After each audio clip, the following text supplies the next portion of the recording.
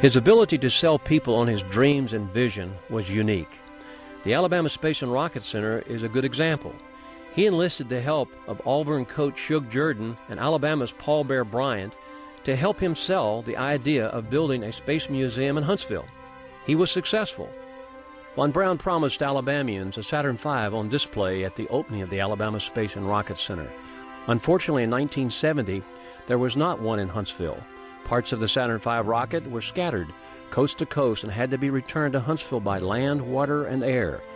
Final transportation and assembly occurred in time to have the only complete Saturn V on display at Earth's largest space and rocket museum. Von Braun was there for final assembly of Huntsville's Saturn V. Later, when the center opened, Von Braun recorded commercials for the center to use in its advertising program. I am Wernher von Braun, speaking for the Alabama Space and Rocket Center. Skylab gave us much data about the Earth, the Sun, the stars, and the universe. Would you like to see the inside of Skylab, where the astronauts lived and worked? You can do just that by taking a bus tour of the NASA Marshall Space Flight Center in Huntsville, Alabama. Plan a day to see it all at the world's largest space exhibit in Huntsville, Alabama. Congressmen and senators trusted him. They sought him out to answer their questions that were not being answered in Washington.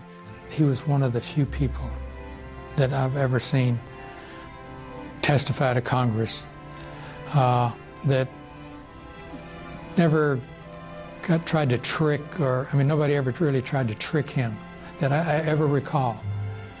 They came to Huntsville to experience a test firing that demonstrated the immense power generated by his mammoth rockets being built and tested every day in Huntsville, Alabama. Weekly notes were used as a management tool by Von Braun. It was an excellent management tool, and it was a team builder in the process. Each Friday, program managers and laboratory directors were required to submit a brief one-page description of the events and activities that occurred within their area of responsibility.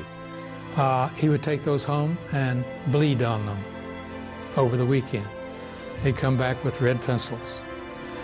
He would give them to Bonnie, his secretary. She would run copies, and they were distributed by noon on Monday to everybody, all the directors, all of his comments. And comments were, I don't understand this, come tell me more about it, set up an appointment, come tell me. Or, I think you're right, we ought to do it this way. Or, why don't you and Ernst or Hans and so forth get together and set up a meeting for as soon as you can get it. Everybody saw what everybody had said after the fact. It was after Von Braun had seen them all. It solved any interpersonal things. So if anybody had a problem, they better go solve it. Von Braun's comments were mostly technical in nature, but some were humorous. Here's an example. To keep the spaceflight dream alive, he conceived the idea for Space Camp, a program designed to excite and encourage young people to study science and math. Over 500,000 students and teachers have attended programs under the Space Camp banner.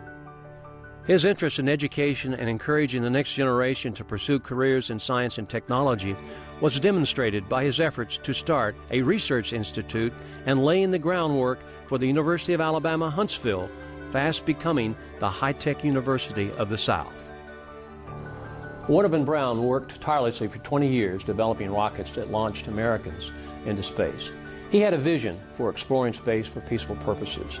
He not only believed we could do it, he taught us how to do it. He molded a team that put the U.S. in space and enabled Americans to be the first and only humans to walk on the moon. It's one small step for man, one giant leap for mankind. He created a new breed of thinkers, of innovators, of problem solvers and doers that has not been matched. He helped us understand what's out there and why America should have a permanent presence in space.